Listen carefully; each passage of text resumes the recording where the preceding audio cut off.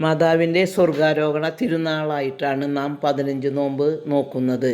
ഈ 15 ദിവസം നമുക്ക് നമ്മുടെ ജീവിതത്തിൽ കുറച്ചു ദാരിദ്ര്യത്തെ സ്നേഹിക്കാം. എല്ലാറ്റിനും ഒരു മിതത്വം പാലിക്കാം. നമുക്ക് കൂടുതൽ ഇഷ്ടമുള്ള ഭക്ഷണം ഈ 15 ദിവസം ഉപേക്ഷിക്കാം. ഭക്ഷണം മാത്രമല്ല, നമ്മുടെ ജീവിതത്തിൽ ഒഴിച്ചുകൂടാൻ പറ്റാത്ത ഇൻ്റർനെറ്റ് മാധ്യമങ്ങൾ എന്നിവ ഉപയോഗം ആവുന്നതും ഇല്ലാതാക്കാം. പ്രാർത്ഥനയ്ക്ക് മുൻതൂക്കം കൊടുക്കുക. ഈ 15 ദിവസം കുർബാനയിൽ മുടക്കം വരുത്താതെ ജപമാല കൂടുതൽ ചൊല്ലുക. മുട്ടിന്മേൽ നിന്ന് ജപമാല ചൊല്ലുന്നത് നമ്മുടെ ത്യാഗപ്രവൃത്തിയാണ്. അമ്മയോട് എപ്പോഴും ചേർന്നിരിക്കുക. പരിശുദ്ധ അമ്മ നമ്മുടെ ഭവനത്തിൻ്റെ ഒരു കോട്ടയാണ്. നമ്മുടെ ഭവനത്തിലേക്ക് വരുന്ന തിന്മയുടെ ശക്തിയെ തകർക്കുന്നു.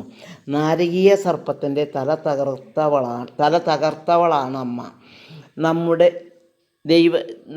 നമ്മൾ ചെയ്യുന്ന ഓരോ ത്യാഗപ്രവൃത്തിയും പ്രാർത്ഥനയും ദൈവത്തിനു വേണ്ടി നീക്കിവെക്കുന്ന സമയവുമെല്ലാം പാഴായി പോകാറില്ല.